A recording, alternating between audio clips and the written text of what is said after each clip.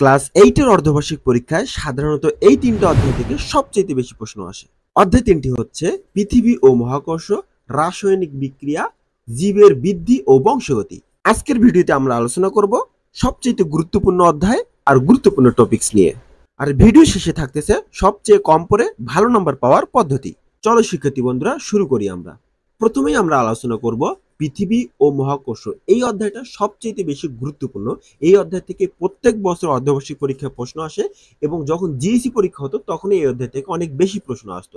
দেখো এই অধ্যায়ের বোর্ড বইয়ের আমি যে সংক্ষিপ্ত প্রশ্নগুলো আছে সেগুলো এখানে তুলে দিছি। এই প্রশ্নগুলো তোমাদের জন্য অনেক বেশি গুরুত্বপূর্ণ। আর এইবারের কারিকুলামে আমার দেখা মতো সবচেয়ে বেশি প্রশ্ন আসছে বোর্ড বই থেকে। এই পাঁচটি প্রশ্নের মধ্যে যদি আমি অধিক ইম্পর্টেন্ট প্রশ্ন বলি সেটা হচ্ছে অভিকর্ষ ত্বরণ বলতে কি বোঝো, ভর ও ওজনের মধ্যে তিনটি পার্থক্য লেখো। এই দুইটা প্রশ্ন এই পাঁচটি প্রশ্নের মধ্যে সবচেয়ে বেশি গুরুত্বপূর্ণ। আমি যদি সৃজনশীলটাতে আসি, দুইটি এখানে সৃজনশীল দেওয়া আছে। সৃজনশীল দুইটি অনেক বেশি ইম্পর্টেন্ট। এখানে দেখো অভিকর্ষ কি, অভিকর্ষ ত্বরণ বলতে কি বোঝো, পাথরটির ওজন নির্ণয় করো। এখানে একটা পাথর দিছে, এর ওজন নির্ণয় করতে বলছে। আমরা জানি ওজন নির্ণয়ের সূত্র W=mg। এই ভর আর অভিকর্ষ ত্বরণ জানা থাকলে কোনো বস্তুর ওজন খুব সহজেই নির্ণয় করা যায়। 2 নম্বর সৃজনশীলটা লক্ষ্য করো। একটি বস্তুর ভর 120 কেজি, একটি রকেটে করে একে চাঁদে নিয়ে যাওয়া হলো। এতে দেখা গেল বস্তুটির ভরের কোনো পরিবর্তন না ঘটলেও ওজনের পরিবর্তন ঘটলো। ওজন বলতে কি, ডাব্লুর পরিবর্তন ঘটবে। কেন ডাব্লু পরিবর্তন ঘটবে? কারণ ডাব্লু ইর্থে হচ্ছে এম জি ইর্থ। এই যে জি এর মানটা হচ্ছে 9.8, অর্থাৎ কারণ আমরা জানি পৃথিবীতে অভিকর্ষ ত্বরণ 9.8 মিটার পার সেকেন্ড স্কয়ার। আর ডাব্লু মুন যেটা চাঁদে, ভর তো সেম থাকবে কিন্তু অভিকর্ষ ত্বরণ অর্থাৎ মুন চাঁদে অভিকর্ষ ত্বরণের মান হচ্ছে 1.67 মিটার পার সেকেন্ড স্কয়ার। অর্থাৎ জি এর মানের পরিবর্তনের ফলে বস্তুর ওজনের পরিবর্তন ঘটবে। খুব সহজ প্রশ্ন। এই প্রশ্নগুলো তোমাদের জন্য অনেক বেশি গুরুত্বপূর্ণ। চাঁদে বস্তুটির ওজনের কেন পরিবর্তন ঘটলো ব্যাখ্যা করো। এই প্রশ্নগুলো যদি ব্যাখ্যা দিতে যাই অনেক বেশি সময় লাগবে। আমি শুধু তোমাদেরকে কোন টপিকগুলো অনেক বেশি ইম্পর্টেন্ট আর কোন কোন সৃজনশীলগুলো আসার সম্ভাবনা অনেক বেশি এই বিষয়ে আলোচনা করব। আমরা যদি অষ্টম অধ্যায় নিয়ে আলোচনা করি সেটা হচ্ছে কি, রাসায়নিক বিক্রিয়া। এই অধ্যায়ের সবচেয়ে গুরুত্বপূর্ণ প্রশ্নগুলো হচ্ছে এই পাঁচটি প্রশ্ন। দহন বিক্রিয়া বলতে কি বোঝায়, উদাহরণ দাও। প্রশমন বিক্রিয়া কি তা ব্যাখ্যা করো। চুনে পানি যোগ করলে কি ঘটে ব্যাখ্যা করো। শুষ্ক কোষের গঠন সংক্ষিপ্ত আকারে আলোচনা করো। এই পাঁচটি প্রশ্নের মধ্যে সবচেয়ে ইম্পর্টেন্ট প্রশ্ন হচ্ছে দহন বিক্রিয়া বলতে কি বোঝায়, আর চুনে পানি যোগ করলে কি ঘটে ব্যাখ্যা করো।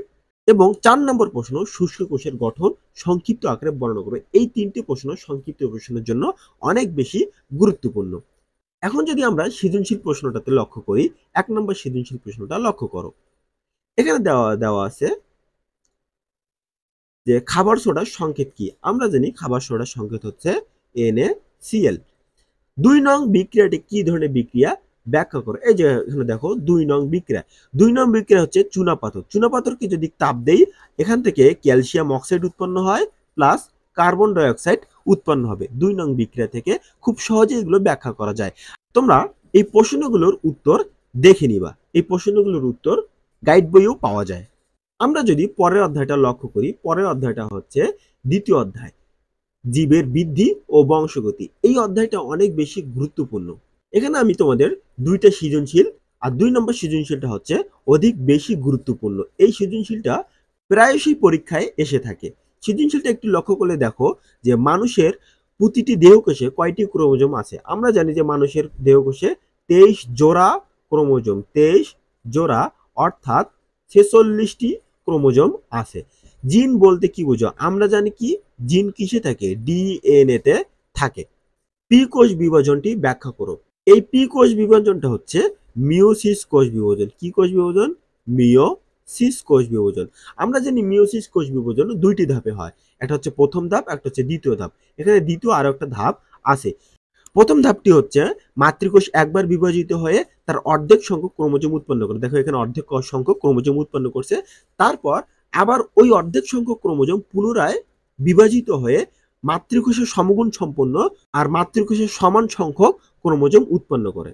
আর ঘ নম্বর প্রশ্নটা দেখো, উন্নত প্রাণীতে পি ও কিউ কোষ বিভাজন দুটি তুলনামূলক আলোচনা করো।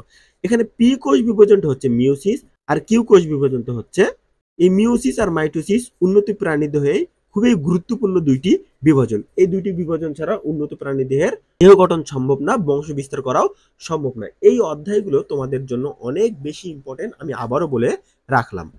আর বাকি থাকতেছে প্রথম অধ্যায় প্রাণী জগতের শ্রেণীবিন্যাস, পঞ্চম অধ্যায় সমন্বয় ও নিঃসরণ, ষষ্ঠ অধ্যায় পরমাণুর গঠন, আর একাদশ অধ্যায় হচ্ছে আলো।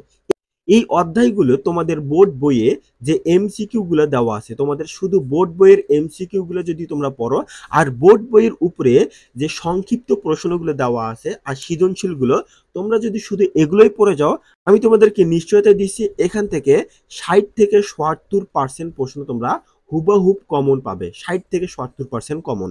কারণ আমি লক্ষ্য করে দেখেছি এইবারের কারিকুলামে প্রতিটা স্কুলেই বোর্ড বই থেকে প্রচুর প্রশ্ন করা হয়েছে।